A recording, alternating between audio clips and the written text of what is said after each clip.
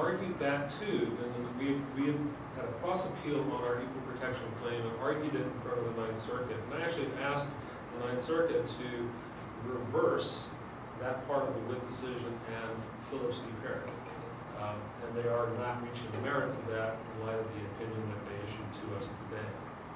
That's what that's about. It's an interesting argument because the government now is saying that, and this is all about what level of scrutiny applies to these kinds of claims. Is it rational basis or some higher level of scrutiny? The government had always argued it was rational basis to review was appropriate for any classification based on sexual orientation. And that's why the Ninth Circuit ruled as it did in these two cases I mentioned. More recently, though, in the Defense of Marriage Act cases, the government is admitting that a higher level of scrutiny should apply to equal protection claims based on classifications on sexual orientation. So that's what that issue is about. You know, another person you saw in the video was Jenny Kupstein. I see a lot of women here, so I'll tell you about her story. She was a Naval Academy graduate, as you said. She realized as an officer working on a ship that she couldn't live the lie anymore. She couldn't lie to her shipmates anymore about what she was doing on the weekends and who she was seeing and things like that. So she came out voluntarily, and her captain basically couldn't be bothered dealing with her. And so she was out on her ship for 2 years. And as she said, she was in charge of the ship on 9/11. And she was pretty modest about that, like most of the former service members were. On 9/11, her ship was patrolling the waters outside San Diego, and their orders were to shoot down any commercial airliner that was going to fly towards Los Angeles and crash into a building like had happened in New York and so forth. And so it was Jenny who had given the order that day on that ship to load the guns, and it was Jenny who would have ordered those guns to be fired that day as an out lesbian. Jenny's captain on that ship retired. The next captain was not so tolerant, I guess, and discharged proceedings against Jenny commenced, and she had to leave, despite all of her wonderful service to our country. She continues to be inspired by her experience, and so she's now in law school at the University of San Diego and hopes to become a member of the JAG Corps when she graduates. So that's Jenny's story. Yes, where? One of the things that was very much in the news when the decision was issued by the district court was this worldwide injunction, which was used at, the phrase was always said as if this was a stunning thing. And I confess at the time, I thought, oh yeah, it's a worldwide injunction. That sounds like it has to be a really big deal. Was that, or is that just the nature of a proceeding against the military, or can you say more about that part of it? Sure. We had arguments about that and a whole hearing about the scope of the injunction, and what the government was suggesting was that the injunction should only apply to members of log-cabin Republicans, or only in the Central District of California, or maybe only in California, and so on. And the point we were trying to make, and we succeeded in the district court in arguing this, was that the injunction has to be effective, and to be effective, it has to enjoin the defendant wherever the defendant operates. So different than a patent infringement case or some other case where you're enjoining some illegal conduct. It just so happens that the United States military is a very big defendant and operates all over the world. And so that's why the district court issued to us a worldwide injunction. People called it worldwide, I think, to add some interim effect to it. But we were just calling it an injunction against the defendants. There is an HBO documentary about Don't Ask, Don't Tell that started to run last week and is now rerunning on HBO from time to time. It's called The Strange History of Don't Ask, Don't Tell. And there's a clip in it where the General Counsel of the Department of Defense is talking about the panic this worldwide injunction caused the military. Because he says on the documentary film that on one day they were applying Don't Ask, Don't Tell all over the world, and on the next day, October 12th, because of the district court's order, they had to stop the enforcement of Don't Ask, Don't Tell over all 2 million troops and employees of the United States military. So he describes that panic that ensued when that happened. And that brought joy to my heart. Another person you saw in the video briefly was Joseph Rocha.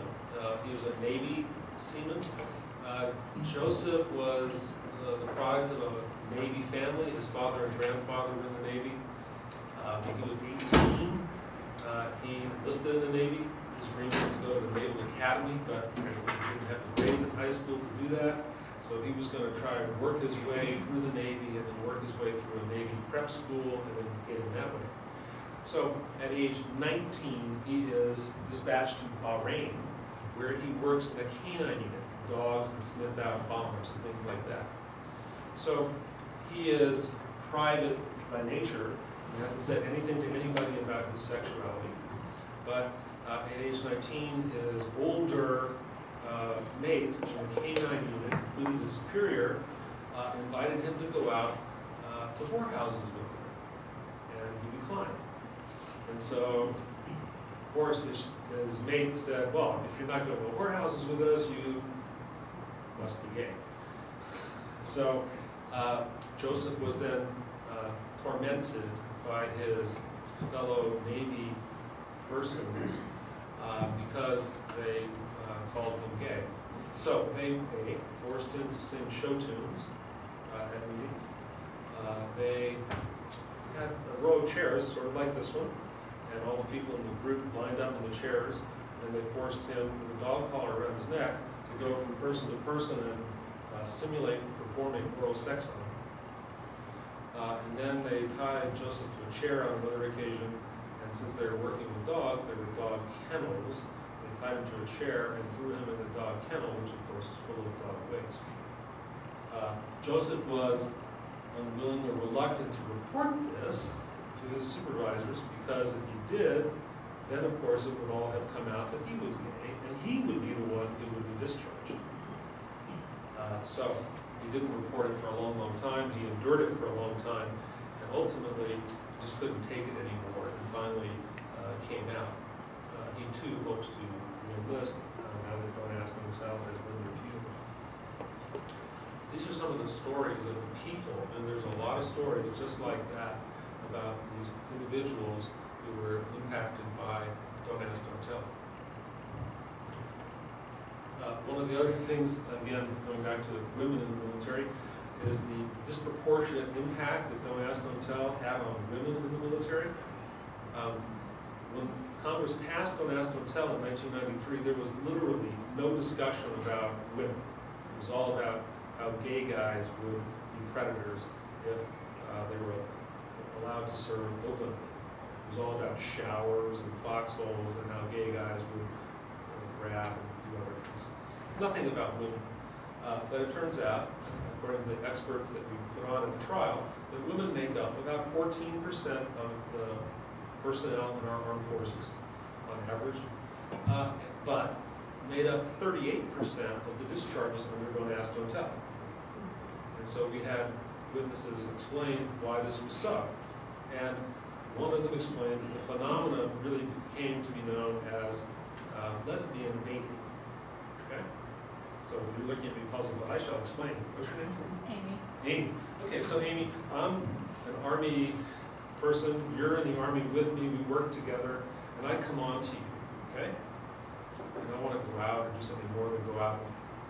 And you tell me to buzz off. I'll just say, okay? And so, being the sort of macho Army guy that I am, I can't accept that you would not want to sleep with me, right?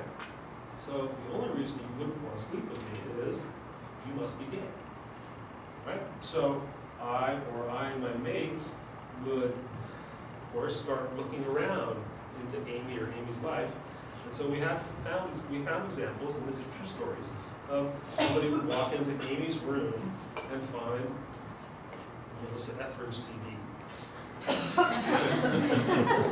K.D. Lang poster, or a photograph of Amy at a Dinah Shore golf tournament. And these are all true examples of people who were investigated for that kind of evidence, because those things, of course, created the inference that you had a propensity to engage in homosexual conduct. I mean, staggering stories, but they're all true. The other thing that happened is because of this, another expert testified